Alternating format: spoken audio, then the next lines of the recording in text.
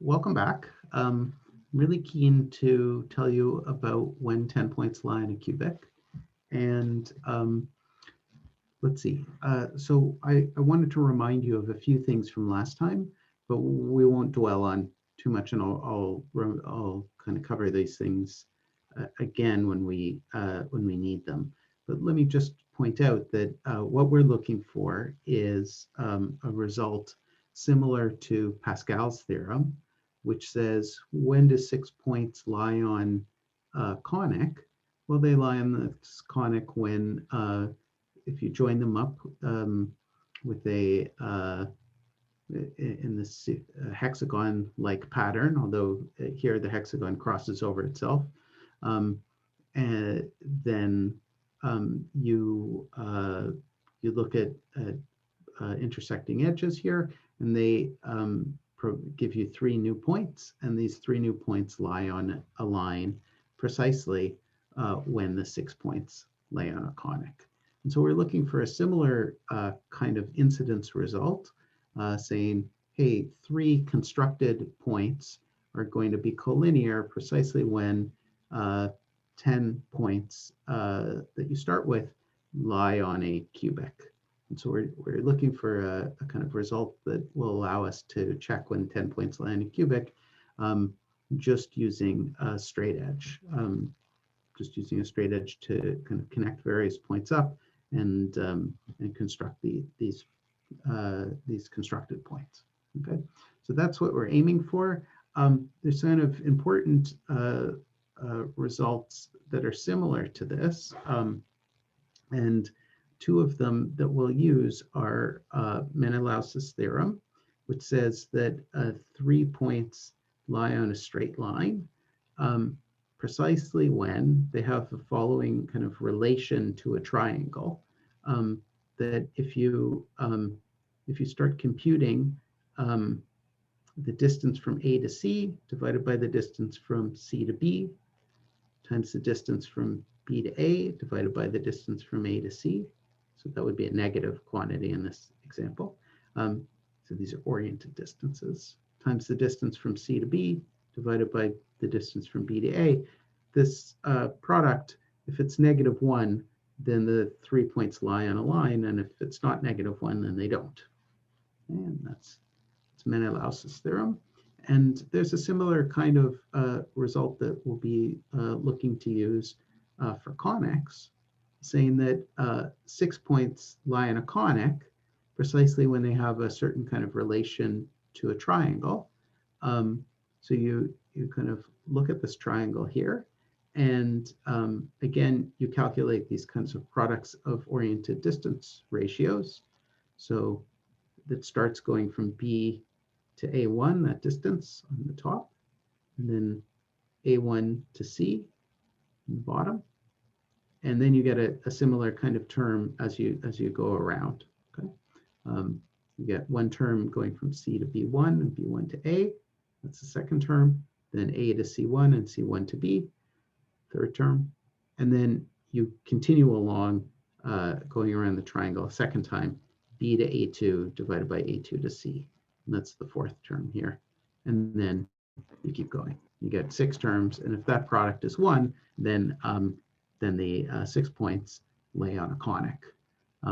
This is known as Carnot's theorem. And we'll be trying to use this theorem in our proof of when 10 points lie on a cubic. Okay, we'll come back to this later. These distances that we're talking about are a bit strange to use in projective geometry because it's hard to measure distance in projective geometry. So instead, we'll consider distance ratios like we were talking about before, like A to C divided by A to D. And whenever you start seeing things like those quotients, it's very natural to start thinking about invariant quantities that are given by these products of distance ratios. And the kind of most basic invariant quantity is the cross ratio of 4 collinear points. So if these 4 points lie on a line, then this product of oriented distance ratios is an invariant of the 4 points, meaning that if you apply a projective transformation, you multiply your coordinates of the points by a matrix, right? Then of course the points move. They still remain collinear, but they move, and this quantity actually is preserved, which is a cool fact. We're going to be calculating these ratios typically using brackets. And so by a bracket like this, I mean the determinant of a 3 by 3 matrix whose first column is given by the coordinates of a point O, which in this case lies off the line. The second column is the coordinates of the point A, and the third column is the coordinates of the point C. And so we're taking the determinant of that 3 by 3 matrix.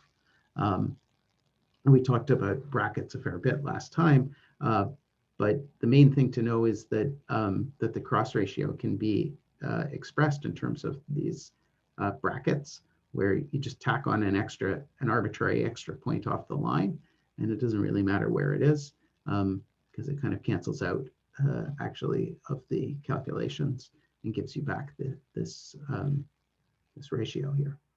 But these expressions look maybe more natural to use in projective geometry, and they work fine even when one of these points is the point at infinity.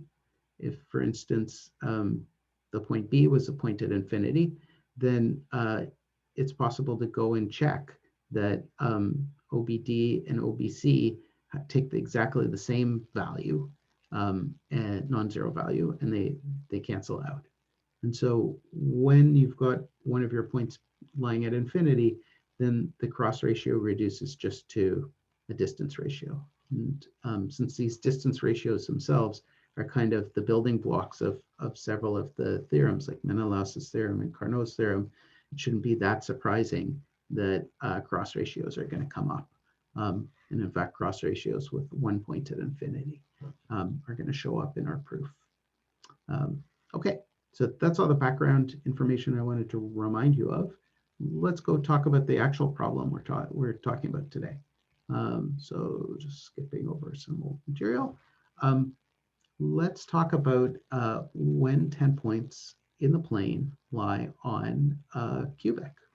And okay, so just as preliminary information, there are 10 monomials of degree 3 among the variables x, y, and z. And so if you were to write down a cubic equation, it would have 10 terms in it. Okay, and that cubic passes through a particular point with particular coordinates if, well, when you plug into the equation of the cubic, you get 0, right? And so that plugging into the equation of the cubic gives you a linear constraint on the coefficients, right? The coefficients of the cubic, maybe you don't know them in advance, but if the cubic passes through a particular point, then you get a linear constraint on the coefficients of the cubic. And if we are requiring our 10 points to lie in this cubic, then we get 10 constraints, right? 10 linear constraints.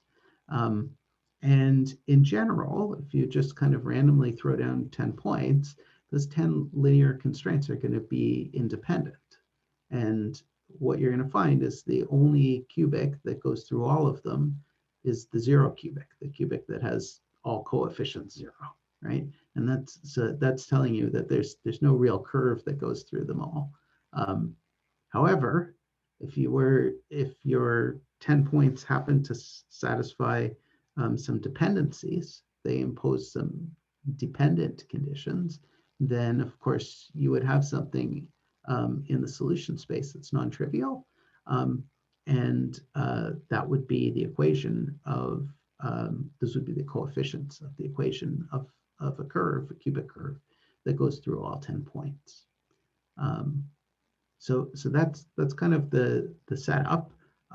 Notice if you only have 9 points, then those 9 points, even if they impose 9 linearly independent conditions, you still have a kernel. You still have a null space. And so you have something in that non-zero vector in that null space, and those are the coefficients of a cubic that goes through all 9 points. And so in general, we're expecting cubics to go through 9 points in the plane. There's always at least one cubic, and generically there's a unique cubic that goes through those 9 points. But when 10 points lie in a cubic, that's something special, right? That's an unusual situation. So I talked about setting up this system of linear equations by plugging the points into the equation for a cubic and getting the constraints on the coefficients. And here's the matrix that gives you that 10 by 10 system. Notice that we've got a point, x0, y0, z0, and the coefficients have been constrained by saying that the first coefficient times x0 cubed plus the second coefficient times x0 squared times y, etc., all has to be 0, right? And so this determinant is governing whether the 10 points lie on a cubic or not.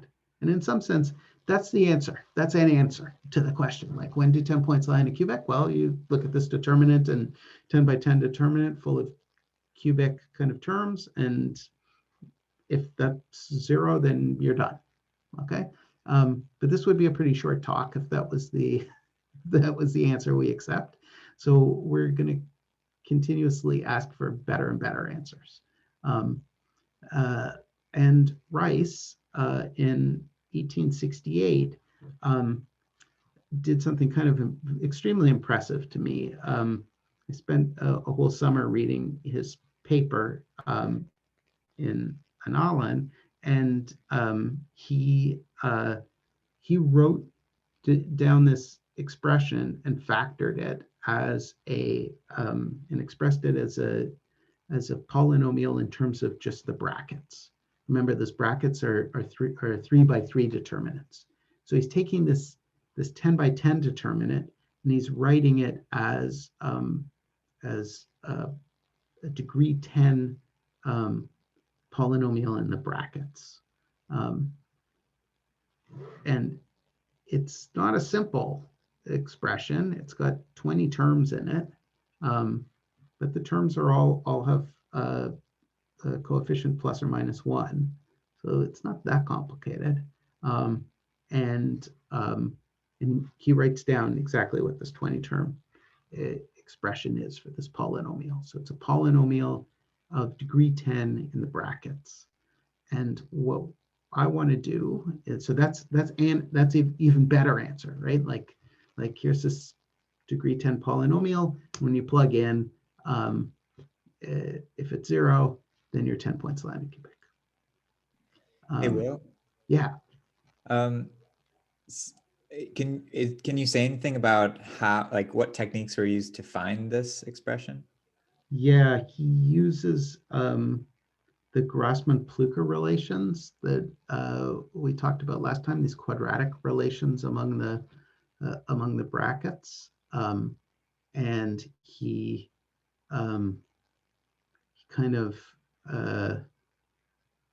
like finds very clever ways to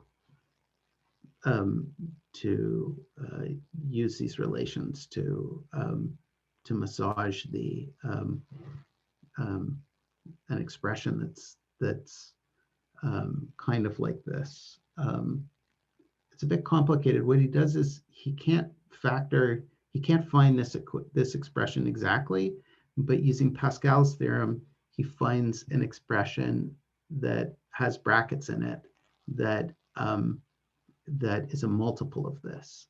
And then he starts manipulating that expression. And every so often he's able to say, oh, well, there's this extra term that I've managed to factor out of this expression, and it's not the thing that we're interested in, so I can throw it away.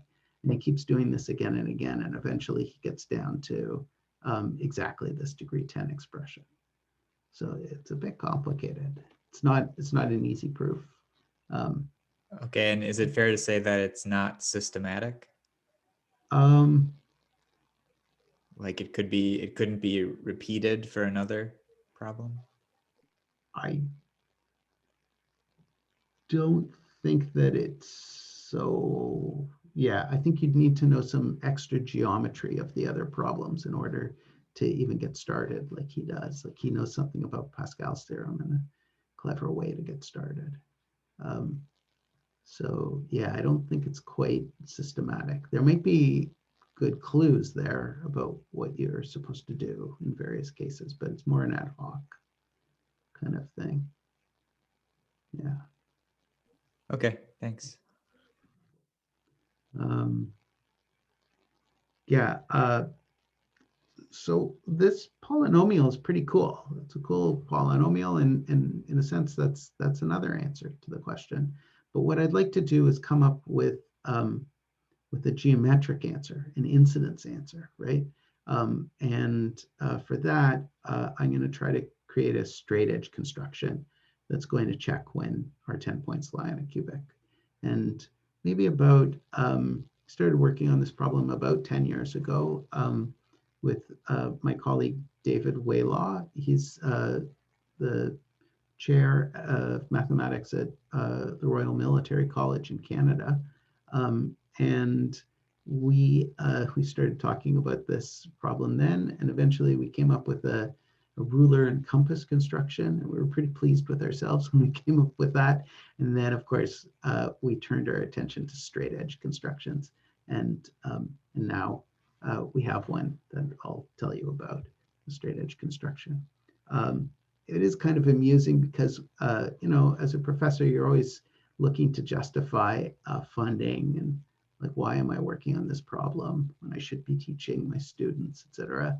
And so when the Navy would come to me and say, well, like, why are you interested in this problem? I'd say, well, the Canadian military is interested in this problem. David Waylaw is working on it. And they'd be like, oh, well, if the Canadian military is interested in it, you know, at the U.S. Naval Academy, we can allow you to work on it too.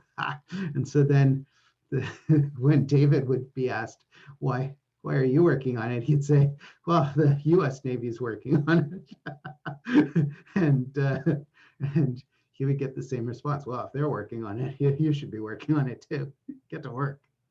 So anyway, we have a few things going in our favor there.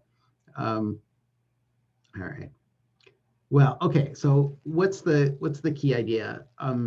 So it has to do with the Cayley-Bacharach theorem, and this is going to be a kind of black box for us, but it's the crucial idea that gets us started. So we start with 10 points, and let's imagine that no 3 of the 10 points are collinear. If 3 of the points are collinear, you get into degenerate situations, and in fact, the construction becomes much easier in those cases, but I don't want to consider that. So let's imagine that our points are well, they're not in general position, but they're in linearly general position. So you've got 10 points in the plane, and I've drawn them in light blue here. And what I'd like to do to those 10 points is partition them into 2 groups of 5. Okay, and through the first 5 points in the partition, I want to draw a conic. Okay, imagine there's a conic that goes through those 5 points, and there always is a conic that goes through 5 points. This isn't a big restriction. And then through the second collection of 5 points in my partition, I also draw a conic. So I've got these 2 red conics, right? And together, their union is a degree 4 curve. Okay.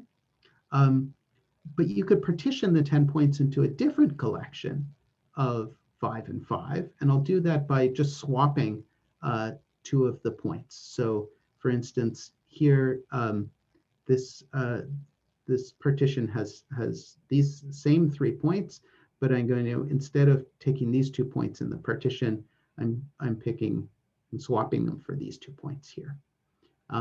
So take a pair of points and swap them in a pair of points in each of the partitions and swap them to get a new partition. and draw the conics through those second sets of 5 points. So we get these two blue conics, okay? Another degree 4 curve.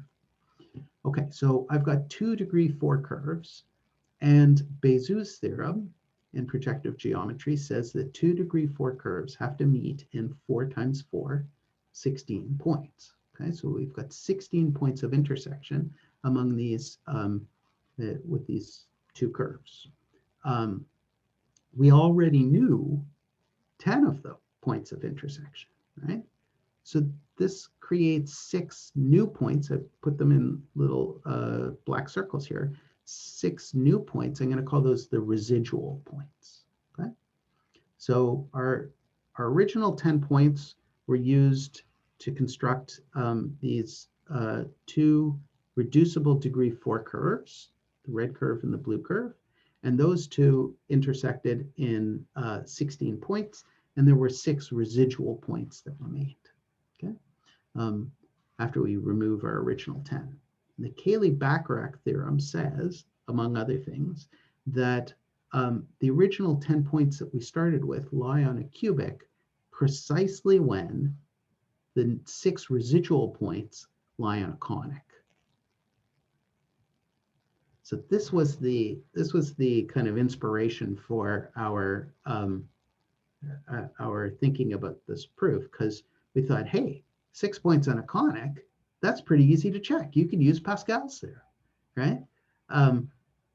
Little did we know that things are a little trickier, but roughly speaking, that's what we're going to try to do. We're going to use Cayley-Bacharach theorem here to reduce the question of when 10 points lie in a cubic to the question of when 6 points lie in a conic. Any questions about this? Okay, so the Cayley-Bacharach theorem, I'm not going into all the details. If you want to read about it, the short place to read about it is the last exercise in the Eisenbrick, as I like to call it, the David Eisenbud's book on commutative algebra, which is so thick, it's almost like a brick. And he explains this result there. And he also has a really nice paper. Eisenbud, Green, and Harris wrote a very nice paper on the Cayley-Bacharach theorem and various restatements of it. And they eventually work out that this theorem could be restated in an equivalent way to say that a polynomial ring is Gorenstein, whatever that's supposed to mean. But it's pretty cool. So that paper's kind of nice. But for us, this is what we're going to use it for, taking the 10 points to 6 points. Okay, so here's the outline. So we're going to locate first the 6 residual points. But it turns out that, unfortunately, it's not so easy to locate the 6 residual points with a straight edge. Only 2 can be found precisely. The other 4 we're going to be able to constrain their location, but we're not going to be able to say exactly where they are. I'd really like to use Carnot's theorem, that product of 6 distance ratios being equal to 1, in order to say that the 6 residual points lie in a conic. But that seems kind of hopeless if you can't locate the 6 residual points, right? You're kind of screwed. Will? Yeah. About step 1. When you say found precisely, do you mean in terms of the positions of the original 10? And do you have an expression for them, or are you thinking of a construction? I'm going to construct them. I'm going to construct them with a straight edge. So from the original 10? Yeah, from the original 10. So starting with the original 10 points, we're going to draw various lines. And at some point, I'm going to say, oh, the intersection of these 2 lines is one of our residual points. And we'll be like, okay, that's great. You've located that point exactly. And I can do that for 2 of the points. But the other 4 points break up into 2 pairs. And each pair, I know, has to lie on a particular line that we can draw. We can say, hey, there's a pair of points on this line. that are the residual points, but I don't know exactly where on the line they are, which doesn't sound very promising, I have to admit. But it turns out that using just that information, we can still make the computation work out. Okay, this is interesting. Can you give maybe some intuition on why 2 of the 6 are special in some way? Well, we'll see it a little bit as we go, but roughly speaking, if you're trying to construct the points of intersection of 2 circles, so imagine 2 circles kind of intersecting, and you're trying to construct those points of intersection with a straight edge, you can't do it. What you can do is draw the line that goes through the 2 points of intersection. But actually finding the exact point would require you to intersect a line and a circle using a straight edge only, and in general that's not possible to do. If you know a common point on the line and the circle, you can find the other one, as we'll see. But there's some construction details that are tricky. So it's a question about trying to find those constructions. I guess the other way to say it is that if you intersect 2 circles like this, the intersection points have irrational coordinates. Like one of them could be like the root 2 or something like that. And using a straight edge construction, you can only build points in the same algebraic field you start with. So if your points on your circles, like originally were defined over Q, then you're going to be kind of having trouble trying to construct these points using a straight edge. We'll see more though. Okay, thanks. Okay. So it seems kind of hopeless to use Carnot's theorem, but we're going to use this amazing theorem called the power of a point theorem to shift the distance computations from these distances that we can't compute to distances that we can compute. So that's an important trick. And then the technical details of this shifting involve using cross ratios to recast the distance constraints. And then eventually, after we manipulate the cross ratios enough, the distance constraints that we're looking at will recognize them as Menelaus's theorem, telling us that 3 points have to be collinear. So that's the plan. But we'll see each of these steps in more detail. Okay, so the first thing to do is to locate the 6 residual points, right? And the way we're going to do that is to try to intersect these conics, right? But before I do that, I want to just build up our kind of toolbox a little bit. And the first thing we have to do is start talking a little bit about what I call constructive algebraic geometry. Here's, for example, a constructive algebraic geometry problem. Suppose you have 5 points in the plane, P1 through P5, and so they define a conic. There's a conic that goes through them. And suppose you also have a line, P1, so you happen to know this point that's common to the line and the conic, and Q, some other point on the line, okay? What we'd like to do is construct the second point of intersection of the line with the conic, right? And we'd like to do that using a straight edge construction. And what we do is we use Pascal's theorem in order to construct this point. So how does that work? Well, what we do is we first start drawing Pascal's theorem this way. And remember, even though I've drawn the conic here, we're not really allowed to use the conic. We're only allowed to use the 5 points on the conic, right? So this That makes life a lot trickier, okay? But we can draw the point from Q to P1, and then from P1 to P2, etc. And when I do this, what we do is we construct the point Q1, which is this line, this intersection of these two lines. And we construct the point Q2, which is the intersection of this line segment and the line that we were given, right? So you can construct those 2 points.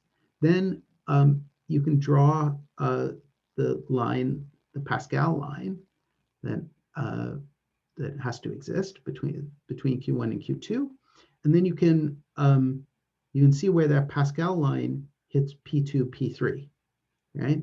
So it hits in this point Q3, and then P5 to Q3 defines a new line, and this line is supposed to, by Pascal's theorem, has to go through the 6th point of on the conic here, but it also has to lie on this line that we started with, and so we just intersect this line with the given line, and we get the 6th point, a 6th point sitting on the conic, or another way to say it is the 2nd point of intersection of the line P1Q with the conic through P1 through P5. And so that's like a way we can locate this extra point, right? Okay, that's just a building block for part of our construction.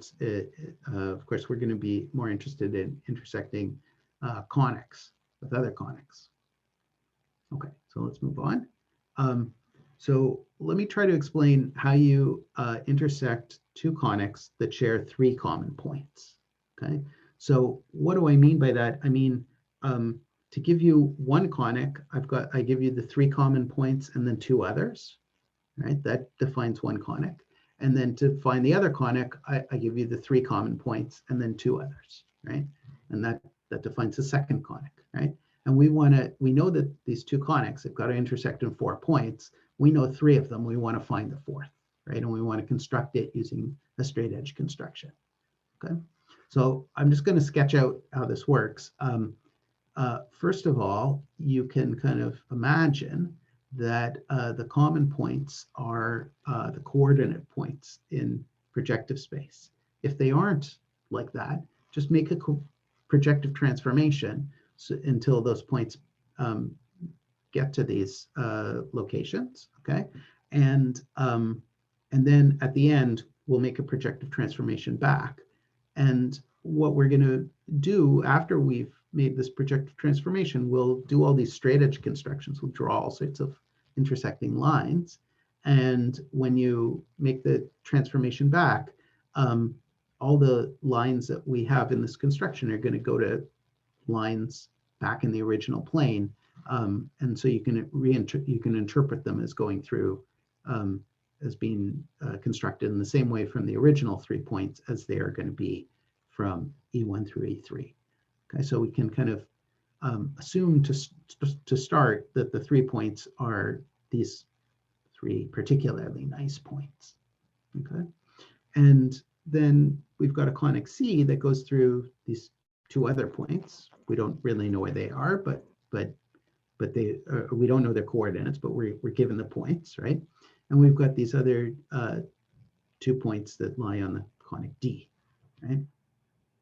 And if you try to write down the expression for these 2 conics, you get an expression like this, but usually you'd have, well, where's the x squared term and where's the y squared term and the z squared term? You should have those there too, right? But remember, those conics C and D go through the coordinate points.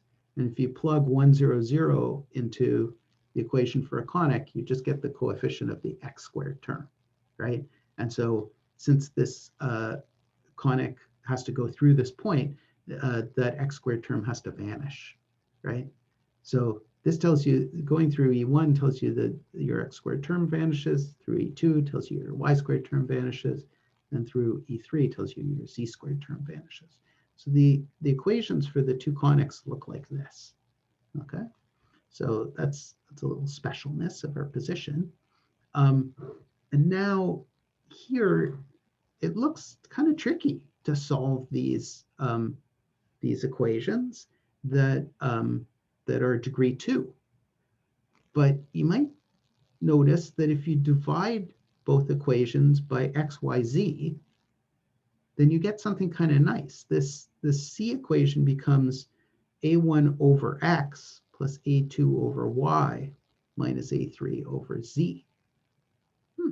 It's kind of like, it's almost linear. It's like reciprocally linear almost. And that inspires us to do the following thing. We're going to look at what's called the Cremona transformation. It's a map from P2 to another copy of P2. We think of it as P2 dual. And it maps xyz to 1 over x, 1 over y, 1 minus 1 over z. I should have said this maps x0, y0, z0 to this expression. And we're going to interpret this expression not as a point in projective space, but rather as a line in projective space. And the way you do that is just interpreting these as the coefficients of x, y, and z, defining a line. Okay. And now here's the non-trivial part of what we're doing.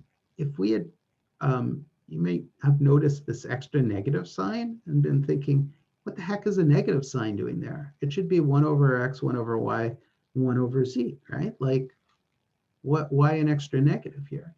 Well, if you don't put an extra negative sign in, it turns out that it's not possible to construct this using straight edge. But if you do put the negative sign in, it's possible to construct the image using a straight edge. And so let me try to explain that. So let's just grab one of these 4 points, P1 through P4, and we'll put it here. Okay, so here's our point. And I've got my 3 coordinate points. E1 is kind of at infinity on the x-axis. E2 is at infinity on the y-axis, and E3, I'm thinking about it as if it was the origin. But of course, they're just 3 points in P3. And what do? Well, we take this point P and we connect it to E1. We draw this line. We see where that line hits E2, E3, hits here. In fact, it's a projection from the point at infinity along the x-axis, and so it just drops off the x-coordinate. So you know where it hits. Similarly, you make the projection project away the y. Okay? You can do that using just a straight edge like this. And then here's the tricky part. You connect these 2 points, and you get a line, and that line has equation given exactly by this formula. So this line is the image of this point under this Cremona transformation. Okay. Okay.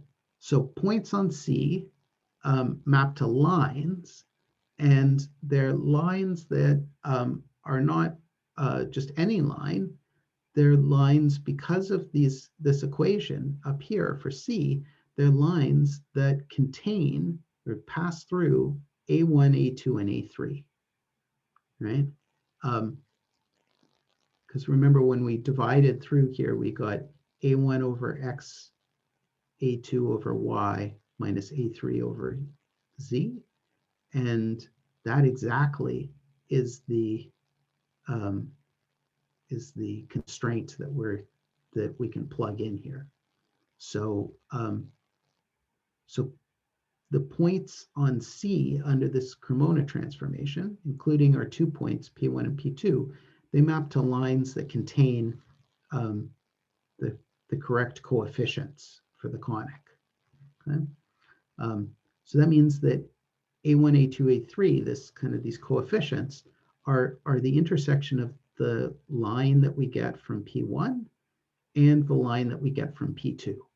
After all, this point lies on both lines, so it better be on their intersection. And let's call that point Q1. Okay, so it's a point, and here it is. Okay, and similarly, the Cremona transformation that we get for P3 and P4, they intersect, those two lines intersect in B1, B2, B3, the coordinates for the conic D. And so that's a point Q2. Okay, so you've got these 2 points, Q1 and Q2, and you can join up those 2 points to get a line, right? And that line contains, obviously, both Q1 and Q2, and so it contains both these coefficients. And then you can take the inverse transform. So you just reverse this process to get a new point here. And that new point happens to lie on that line. It transforms to that line. And that's the 4th point of intersection. So this is a bit of a complicated construction, but this is the way that you can find the 4th point of intersection of 2 conics that share 3 common points. You know, they've got to intersect in 4 points. You've got 3 of them. You should be able to construct the 4th, and you can do it using this construction using a straight edge, which is kind of surprising. Hey, Will. Yeah. I might have a sort of a silly question because I'm just not familiar with straight edge constructions. In these last 2 examples that you gave, if the known points had all rational coordinates, will the points that you construct also? Yeah, that's a good question. That's true. So if you start with only points with rational coordinates, and you join them using a straight edge, then the line that you construct has rational coefficients, like as the coefficients of x, y, and z, right? Those turn out to be rational, and then if you intersect any 2 lines that have rational coefficients, they intersect in a point with rational coefficients. And in fact, everything where I'm saying rational, you could replace with a particular field that you happen to know, and then all the same things hold. That you never leave the field that the points. If all your original points lie in a particular field, then all the constructed points lie in the same field. Okay, and so even though there's conics everywhere and eventually cubics, everything we're doing is with lines. That's right. That's right. So everything that we're constructing is going to stay in the same field of definition. Okay, thank you. Which actually is kind of important. That's actually what kind of makes a lot of what we're doing kind of hard, because you can't take square roots and stuff like that. That makes life tricky. Yeah,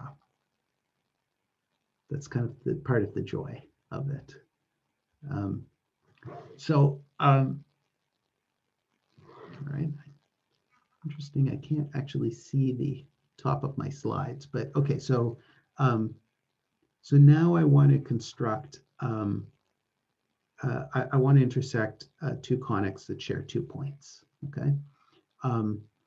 And this is a much harder construction in a certain sense, because originally we had the thing we just did was we were intersecting 2 conics, and we knew 3 of their common points, and we needed to find their 4th.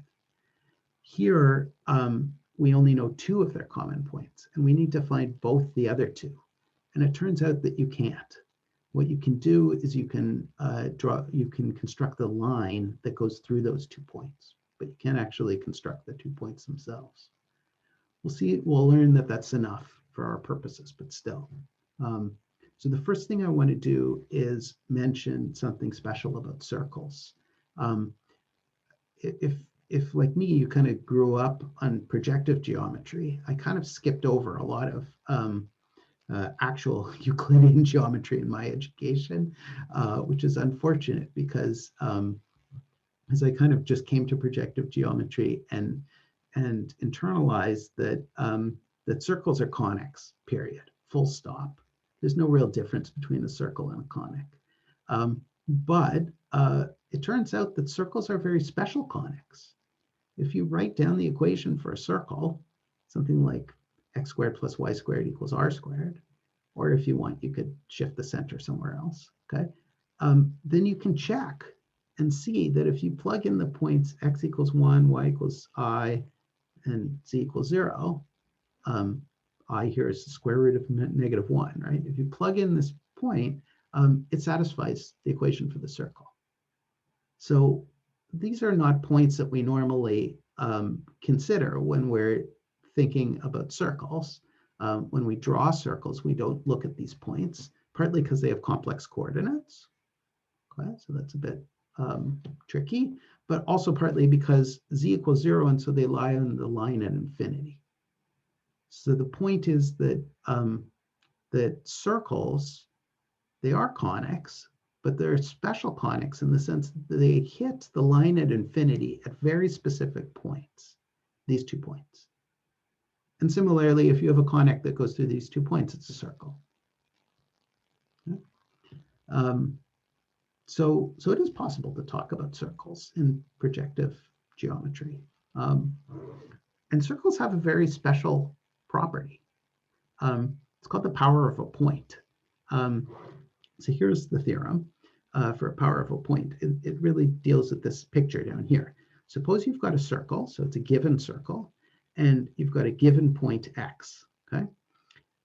Then if you draw any line through x, you know, if that line hits the circle, let's say at 2 points, A and B, and this distance, x to A, times this distance, x to B, that product, we'll call that the power of the point of x with respect to C. And you might say, well, wait a sec, that notation over here isn't telling me about the line. And the power of a point theorem says, yeah, it doesn't matter. If you take a different line through x, then this product of distances from x to the points of intersection is the same. It doesn't depend on the line you choose through x. Okay, so this quantity is invariant. Yeah. Pop of x comma c. The c is a circle, not the point c in your drawing. Ah, you are correct. Okay. Sorry about that. Yes, this is the power of the point of x of the point x with respect to the circle c, and yeah, and it's this quantity. Sorry about that. It doesn't have anything to do with this point c. But the point is that it doesn't change as you swing the line, as you move the line through here. It doesn't change. And in fact, it doesn't even change if your line doesn't hit the circle. Well, of course, it hits the circle. It always hits the circle. But if it hits it in complex points, you can still calculate the magnitude of the distances, and you get the same number. It's pretty cool. Will, if you change from a circle to another conic, is there just a different factor that depends on the conic? That's a great question. So it turns out that that you can express this theorem as a theorem in projective geometry using ratios of brackets. And if you do that, then there's an extra bracket term that cancels out when you happen to have a circle, but is present when you have a more general conic. And so you get a kind of, you don't get invariance for these lines, but you get kind of semi-invariant in the sense that you know exactly how this product transforms as you move the line. So you can you get some information, but it's not quite as good as as the circle case. And that factor, which is 1 for a circle, what does it mean for another conic? Does it have any interpretation? I don't know. I don't know. Essentially, I mean, I don't have a geometric interpretation of it. It's the factor that changes as you swing the line, and the distance numbers, change. But I don't have an interpretation of that. That's a good question. That'd be cool. We could talk about that after. Yeah, that's a nice question. Maybe something to do with the distance between the foci of an ellipse or something like this. Oh, maybe. Yeah, it's probable that there is some kind of geometric description of it. Yeah, I've never looked at that. That's cool. Yeah. So there should be a generalization of a power of a point theorem to general conics. And actually, that's something we should do. That's a good, nice statement. Okay, let's move on.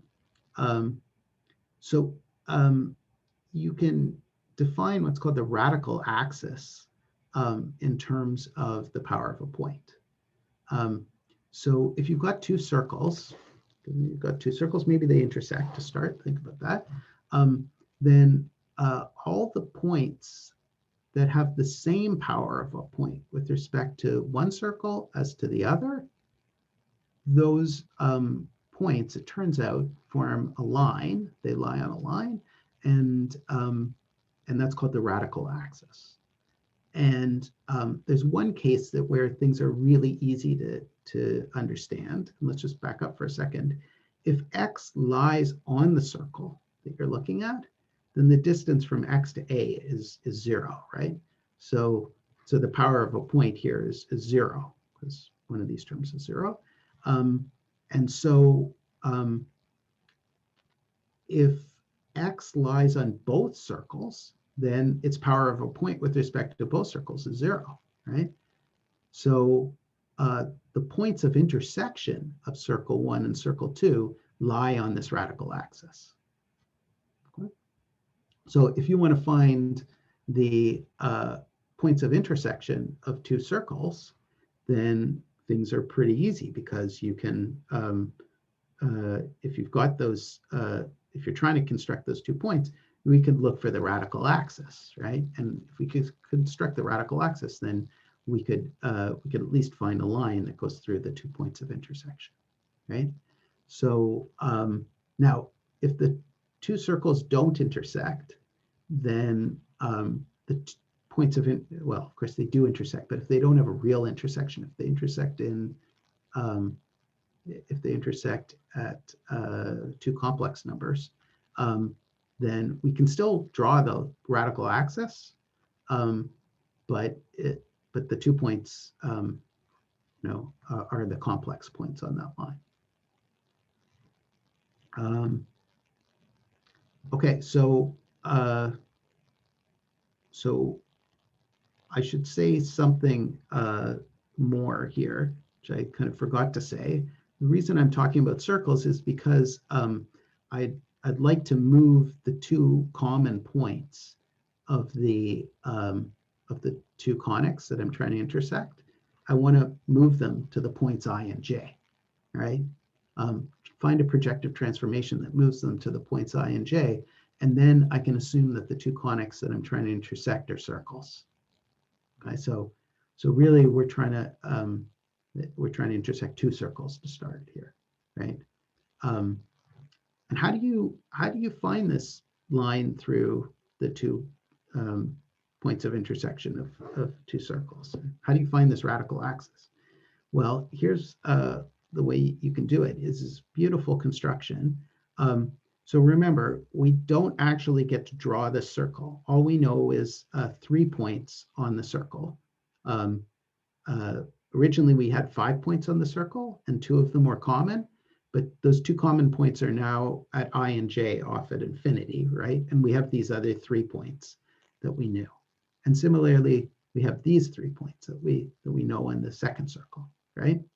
And so what you do is you take 3 of the points, like Q1, P2, and P1, take those 3 points and draw a new circle through them. Okay. Again, you're not allowed to actually draw this new circle, but imagine there's a new circle there. Okay. I'd like to find this 4th point of intersection of the circle C2 with this new circle that I've drawn through these 3 points. I can do that, right? Because here I've got a conic, and here I've got a second conic, and these 2 conics share 3 points. They share this point that we knew about to start in our construction, P1, and the 2 points at infinity. So they share 3 points. So using our previous construction, we can find the 4th point using a straight edge, right? So we can construct this point here. Aha. But then I know this point and I know this point. And so I know these are 2 of the points of intersection of those 2 circles, right? So I can draw this line here. And this line is not just any line, it's the radical axis for C and C2, right? Because it goes through there, 2 points of intersection, right? So this is the radical axis for those 2 points, for those 2 circles. Similarly, I know what the radical axis is for these 2 circles, right? It's this radical axis going through these 2 points, which we happen to know at the beginning of our construction. So that wasn't such a big deal to draw that. Okay. So what do we know about points that lie on both of these radical axes, like this point T that lies on both of them? Well, T has to have the power of the point of T with respect to C1 and C2 has to be the same, right? And the power of the point of T with respect to C2 and C has to be the same because it lies on this radical axis. So the power of the point of T with respect to all 3 circles has to be the same. But that means that its power with respect to C1 and C2 is the same. So T has to lie on the line of intersection, the radical axis that goes through the points of intersection of the 2 circles that we started with. So we've constructed 1 point on the radical axis, right? It's not one of the points of intersection, but we constructed a point. Now take a different set of 3 points and draw another circle over here, construct a second point on the radical axis here, and then draw the radical axis because you've got 2 points on it. So we can construct this line that goes through the 2 points of intersection of the circles, and using exactly the same kind of incidence construction with the original points, you can construct the line that goes through the two remaining points of intersection of the 2 conics, but you can't actually get the 2 points themselves. You just know they lie in this particular line. Okay, there's a moment to pause.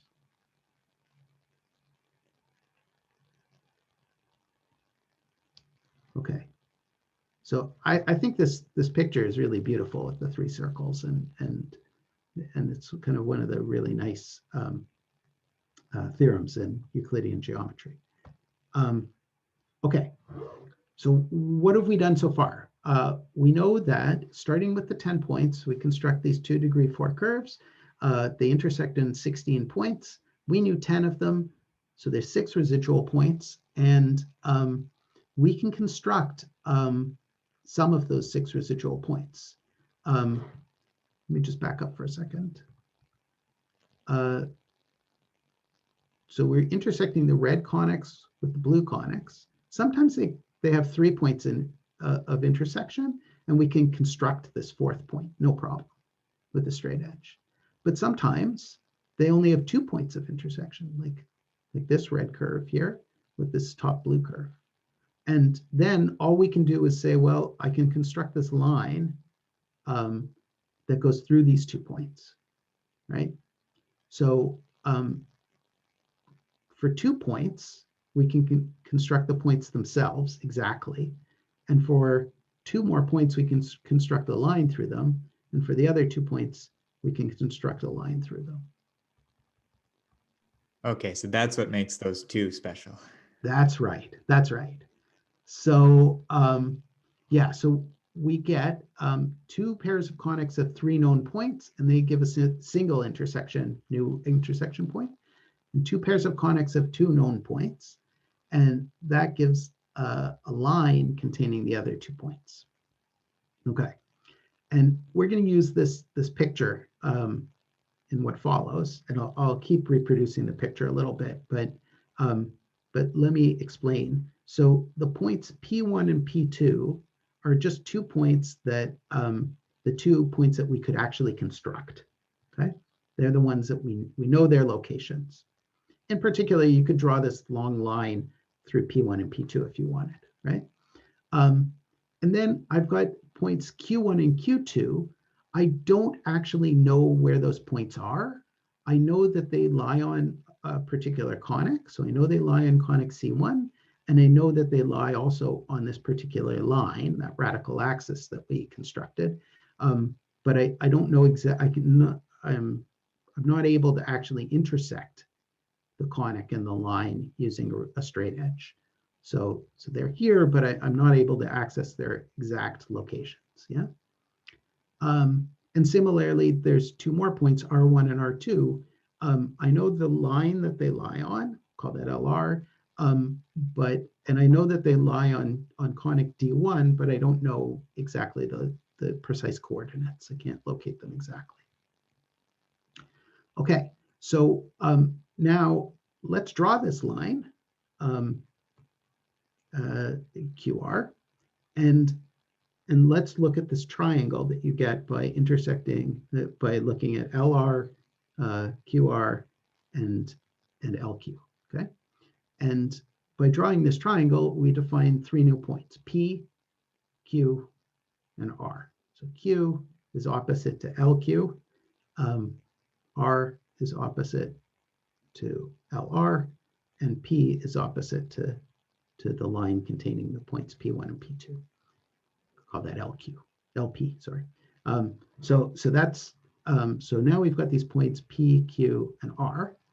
And so what we know is we know kind of roughly this picture with the triangle, these 6 points on the triangle, and we've got some conics that go through some of these points, these 2, even though we can't locate them. And these 2 conics, C1 and D1, share 3 points in common. The point G, the point A, the point B, and this point P1 that we constructed. It's the 4th point of intersection of those 2 conics. Yeah. And what I'm going to do is I'm going to take these 2 points A and B, and I'm going to imagine moving them to infinity. Not just to infinity, but to the points I and J, so that these circles become conics. Sorry, these conics become circles. Okay, so that these conics become circles. And what we're going to do is then, once I know that this is a circle, the distance from P to R1 divided by the distance from R1 to Q times the distance from P to R2 times the divided by the distance from R2 to Q, that term looks a lot like a power of a point divided by another power of a point with respect to the circle D1 and this line and this point P or this point Q. And so what we're going to do is we're going to be able to move these distances to a new line. And the new line is we're going to draw this new line, P through G, point of intersection, the 3rd known point of intersection. And then that new line, since I know 1 point on that line, I can figure out where that line hits the other 2 conics. Yeah, I can use that Pascal's theorem to figure out where this line hits the other 2 conics. Similarly, it's not hard to figure out where this line hits each of the other 2 conics either, because we happen to know a point of intersection, a point on that line that's common to the conics. So we can find the point X and the point Y here. So why do we do all this? Well, the point is that I need to kind of try to understand this distance P to R1 divided by R1 to Q. And it would be great if I could instead shift that distance to understanding the distance from P to G divided by something like G to Z. Because I actually can locate G and Z and W and P, etc. I've actually got the actual locations of all of those, right? As opposed to R1 and R2 where I can't quite locate them. And so that's why we're going to combine power of a point together with this construction to shift some of these distance ratios. So let's have a look at that. Okay, so I mentioned this before already, but first transform, and sorry about the size of this picture, but first transform so that the two of the common points among our two conics, the 3 points among our two conics, transform so that they're at I and J. Okay, so now the conics are circles. And then to check whether the 6 residual points, after we've done the transformation, whether the 6 residual points lie in a conic, what we need to do is we're going to try to use Carnot's theorem. So we're going to have to check whether this product of distance ratios is equal to 1, right? And so notice that here, for instance, I've got QP1 times QP2. So QP1 is the distance from this point Q to the first intersection with this conic. And QP2 is the distance here. That's not so helpful and doesn't look so helpful, but let's look at, let's maybe look at these last two, PR1, PR2. So that's P to R1, this distance, and P to R2. But remember, this D is a circle now. So this is the power of the point of P with respect to the circle. And that power of the point could just as easily have been obtained by getting P to G times P to Z. The other two points of intersection on this known line where we happen to know the actual points of intersection. So these two could be replaced with some nicer distances. And that's what we do here. We've got various quantities here that are equal to the powers of the points, and we replace them with distances using these known distances here. And if you do that, then it turns out that 3 of the terms here cancel quite nicely, leaving you just 3 terms that are supposed to multiply to 1 if our 6 points lie in a conic. Okay, so we're trying to check whether the 6 points lie in a conic, and it's enough to check whether these products of distance ratios multiply to 1. Unfortunately, this isn't so easy to check still, but we can massage it further using cross ratios. So just a reminder that the cross ratio was defined this way. And if one of our points is the point at infinity on the line, common line through A, B, C, and D, then we just get this ratio of distances. So this was the term that I wanted to be 1 on the last slide. And we can transform this quotient into a distance, into a cross ratio. Q to P2 divided by Q to Y gives Q, P2, and Y as our 3 points. And the fourth point here has to lie at infinity. It's the point at infinity on this line, right? So let me just back up for a second. Here's Q, and we were calculating with some points on this line. And so we had this line intersecting the point at infinity at this new point S. Okay, so that's the point at infinity. In this picture, these are not yet transformed into circles. And so the line AB is like the line at infinity, right? When we do the transformation, AB will both go to the line at infinity. So the point S is where AB intersects QR in this picture.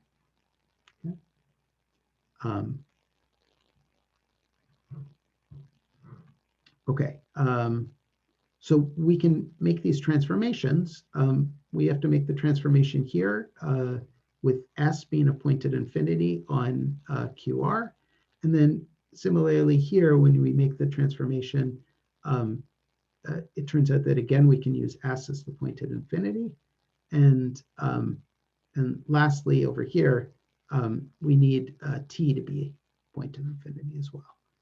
But it's on a new line, ZW. W is here, Z is here. So T is the line and is the point at infinity on this line here. Okay, so we're trying to check whether this ratio of three cross products is 0. And it turns out that that we can, of course, make a projective transformation on any of these 4 points and not affect the cross ratio, right? So I'm going to define this point O, which is the intersection of YZ and WZ. Let me go back for a moment and just show you where that lies. So I'm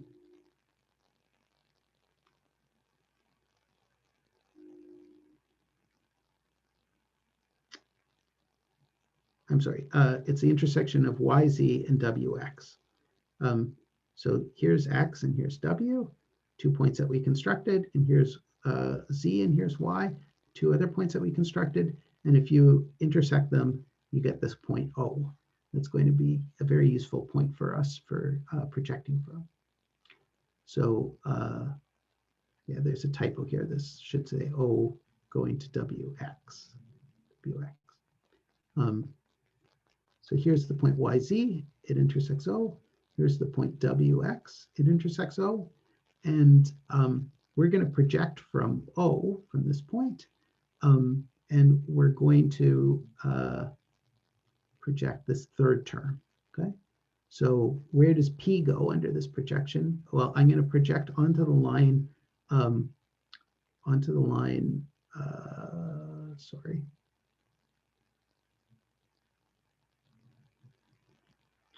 This is also a typo.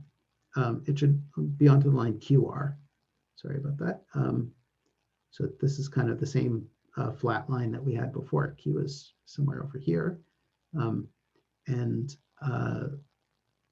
when you project onto there, where does P go? Well, you have to draw the line from O to P and intersect it with this line, QR. And so it goes to some point, let's call it M. Where does the point at infinity go? Well, the point at infinity, it turns out that O, this point that we had, lies at infinity once you make the transformation so that A and B are on the line at infinity. So it's a kind of surprising fact that I'm not explaining, but this point O happens to lie at infinity in this construction. And so where does T go under this projection? Well, it goes to the point S, okay? And Z goes to Y. That's not so hard to see here. And W goes to X, right? O to W, draw that line, hits a point X. Okay, so this third cross ratio can be replaced by this nicer cross ratio.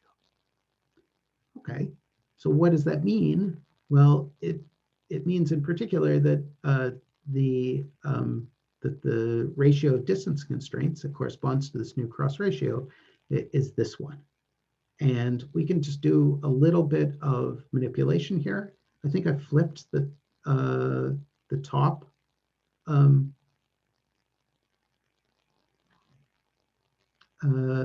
directions all by, so that introduces 3 factors of -1. And I've flipped all the bottoms, which introduces another 3 factors of -1, which of course doesn't change anything then. And then I think I just reordered the bottoms here in such a way that we had the P2s in the first ratio, the X's in the second ratio, and the Y's in the third. And then you can rewrite these as distance ratios. Okay. Again, you can do projections. I don't want to go into, they're here on the slides. I don't want to go into too many details because I've probably worn your patience thin already. But again, you project from O to PR, and that will change the second bracket. And from O to PQ, and that will change this third cross ratio. And what we get is a new set of cross ratios. And that corresponds then to this product of distance ratios. And if you just flip the tops, what do you get? Well, you get, if you only flip the tops directions, you're introducing 3 negative ones, right? And so you change the sign to be -1. And so what is this? This is Q going to P2 and P2 going to R. Notice that it's the same point kind of as the end point here and the start point here. And then you keep going. The same R here, R going to U, U going to P. Okay, again, the same start point here. And P going to V and V going to Q, which is the same point that we started with over here. This is a product of distance ratios as you go around a triangle whose vertices are Q, R, and P. That's the big triangle that we drew. So this product of distance ratios is -1. We know that. We know what that means. That means that we're looking at Menelaus's theorem, right?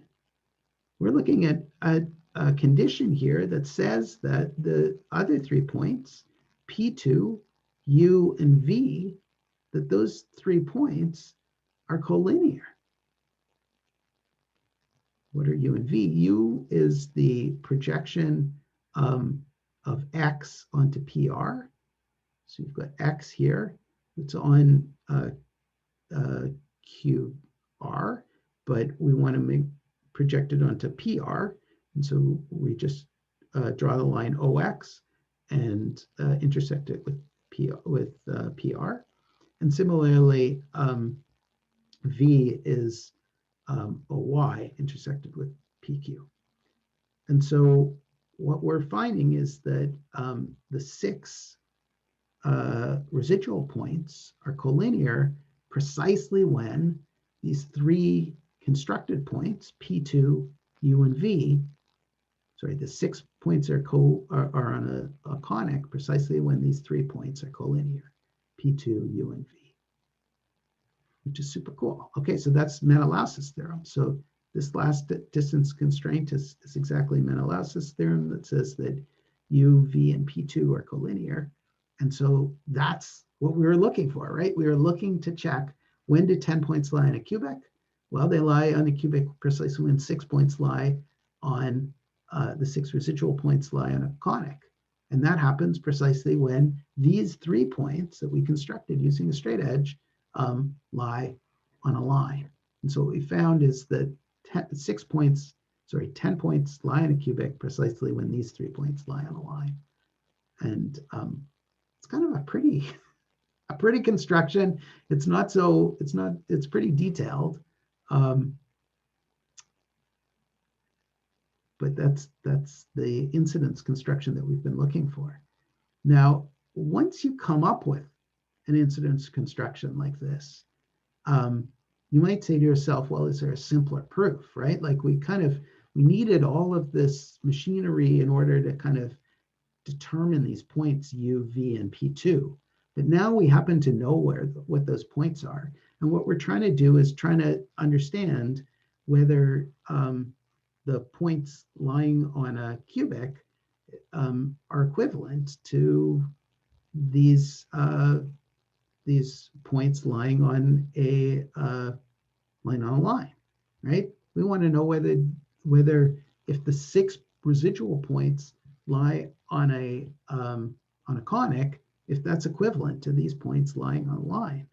Well, we could do that. We could use a binomial proof to check that. So once you've got the construction, you could ask for a binomial proof. Remember that proof was like the 2 kind of columns of binomial products, and you kind of cancel out all the brackets until only a few things remain, and then you interpret that remaining thing as saying that the 3 points are collinear.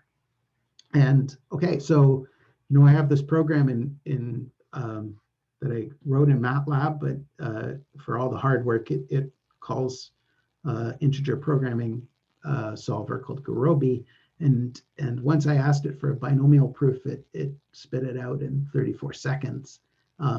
It found the shortest possible binomial proof, which involves 25 hypotheses. Some of the hypotheses say things like these 5, a bunch of these points I happen to know lie on a conic, right? Like R1 and R2 happen to lie in the same conic as A, B, G, P1 and Y and Z, etc. So we can write down those the equations that guarantee that and use those in our binomial prover. And it's almost immediate after all the hard work. Okay, so that is the that is how the proof of 10 points lying on a cubic goes. So let me just, in this last slide, talk for another moment or two about extensions. So we started with this 10 by 10 determinant and expressed it as a bracket polynomial following Rice's work. And Suzanne Appel spoke at rigidity theory semester at the Fields Institute about 10 years ago. And she wrote a nice program that finds Cayley factorizations of the monomial multiples of a bracket polynomial. So she actually wrote a program that would kind of take Rice's result and try to spit out something that could be interpreted as a straight edge construction. The problem is that the straight edge construction that comes out is very difficult to comprehend in terms of kind of higher primitives, in terms of things like intersecting 2 conics and things like that.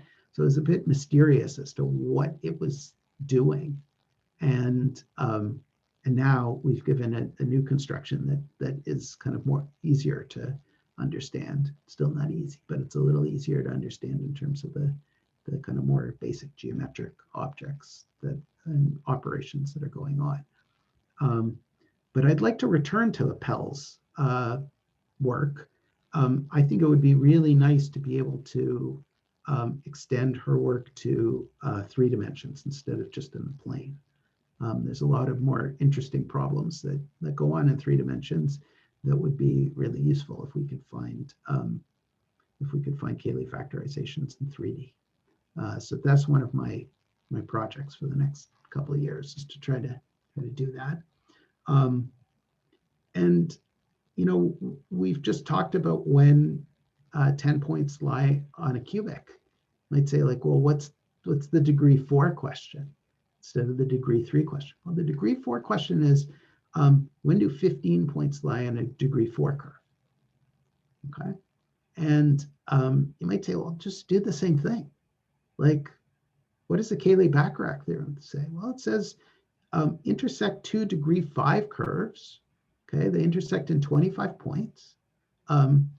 And these 15 points lie on a degree 4 curve precisely when the 10 other points that you get from the 25 minus the 15 lie on a degree 3 curve. But we just know when 10 points lie on a degree 3 curve. So we're done. Kind of.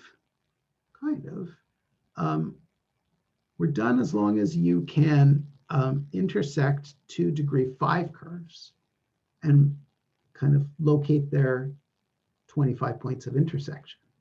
The thing that really helped us here is that we were able to write down a rational curve, maybe a product of rational curves, right? Like we had those 2 conics that were a degree 4 curve. And that allowed us to do all the straight edge construction stuff that we wanted to do. It really is crucial that those curves be rational curves. But I don't know how to get a rational curve through 15 general points, a rational degree 5 curve through 15 general points in the plane. Can't be done. It's a smaller dimensional space than 15. Sorry, it's a larger dimensional space than 15. So the point is that there's that you can't find rational curves of degree 5 through 15 general points. And so there's no way to kind of get started with the things that you're supposed to intersect. So a new idea is needed in this case if you want to try to find a characterization of when 15 points lie in a degree 4 curve. And one possible thing, new idea, is to try to factor that 15 by 15 determinant that you get here. This is what Alex was asking about. And that you'd have to mimic Rice's ad hoc calculation, which could be pretty hard. But you could maybe also do it using Grosvenor bases or some other kind of thing to produce the polynomial. I think that's possible. Getting one that's small enough might be hard. Some of Rice's accomplishment was that he found a 20-term polynomial as opposed to like a 5,000-term polynomial. And so that's not so easy either. But even getting this to start, a 5,000-term polynomial would be useful. Anyway, there's a lot of interesting things to think about. So, but that's where I'll stop. Thanks, guys. I know I've taken a lot of your time to tell you about 10 points on a cubic, but it was a real joy for me to get a chance to talk about this. It's been a huge, long journey for me to think about these things, and I'm really happy to be able to explain it to other interested people. Thanks a lot, Will. This was a really nice presentation. Thanks.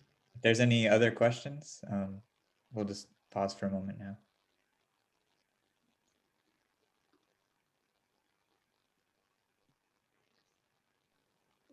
So I wonder, since somehow, if you take the Pascal's theorem and you look at the degenerate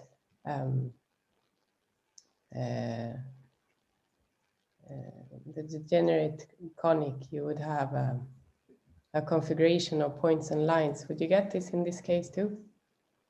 That's a good question. So you're asking what happens when the cubic is degenerate? Like maybe it's a conic and a line. Yes, it still works, but there's an awful lot of points on one or the other. If you've got 10 points, 5 of them can lie on a conic, and they'll kind of uniquely define the conic. and 2 of them can lie on a line, and they'll uniquely define the line. And so that uses 7 of the points. And then there's 3 more that are going to have to be in very special position, right? They're going to have to lie on the line or lie in the conic. So you're going to have, you could have 5 collinear points and 5 points lying on a conic. That's always, that always lies, if you've got 5 collinear points and then 5 non-collinear points, that always lies on a degree 3 curve, because the line, right, and the conic through the other 5 points. So that would be kind of the easy case. But you could have other harder cases, which would be things like,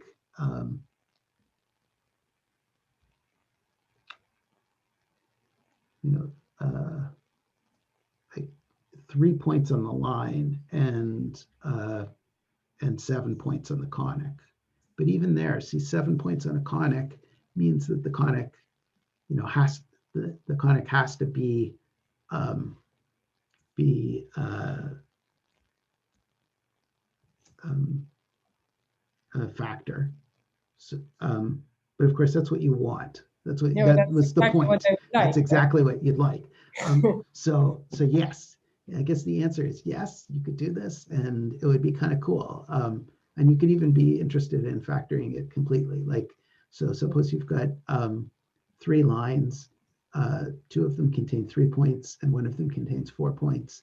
And then you could create these residual points, and eventually create the 3 points, and you could say, oh, those 3 points are collinear in a way that we wouldn't have expected.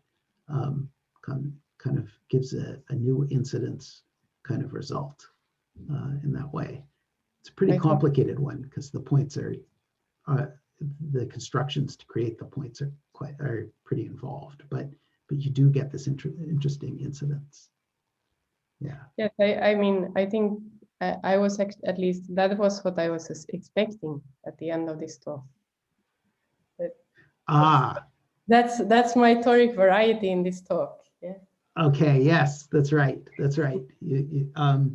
So I guess the thing that I will say about that is that that I've been very hesitant to actually try to write down the construction itself. I've done it in GeoGebra, so there I've done it, but I always try to hide all the subsidiary calculations, like the calculation you need to intersect a line with a conic. I'm like, oh, I don't want to show all the lines if I can avoid it, right? So I think it just becomes a total mess when you try to put down all of the lines that go into the construction. So yeah, I think there's true results about incidences like this one, and there's beautiful results about incidences that are also true. But the beautiful ones tend to be smaller from my perspective. They tend to be ones that you can still visualize in a picture and understand. But the Pappus configuration, you can draw it in many different ways. That's true. For example, with symmetries. That's right. That's right. That's right. You've got kind of 3 lines, and another 3 lines kind of coming through. Yeah, so I would say that's in the category of beautiful ones. I don't claim that this is a beautiful construction, but I do claim that it's true. But if you would like to construct it, you could try to do it with symmetry. Ah, I see. That might be possible. This is a good idea. And in general, the whole question of incidence constructions that have symmetry in them is very interesting to me. I think that's right. There's some I think that's likely to lead to some very beautiful things. And the person that inspired me to think about these things is Jürgen Richter-Gebert, because his books and his writings have been kind of the sources for me to learn a lot of projective geometry. And Jürgen stopped doing projective geometry a little while ago, although he at least according to his, when I met with him 2 years ago, he said, I'm not really doing this anymore. What I'm spending all my time on is eye ornament. It's an app that he's created for the iPad, and it involves these incredibly beautiful drawings that you can create using symmetry.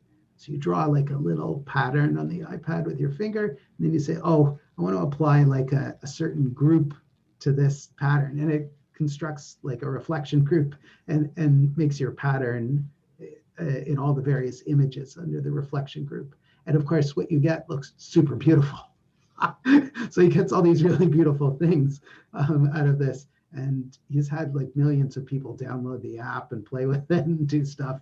And of course, this is a huge amount of work for him. So, but the point is that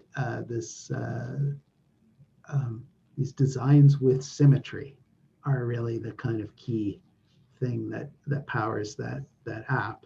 And I think they're very beautiful.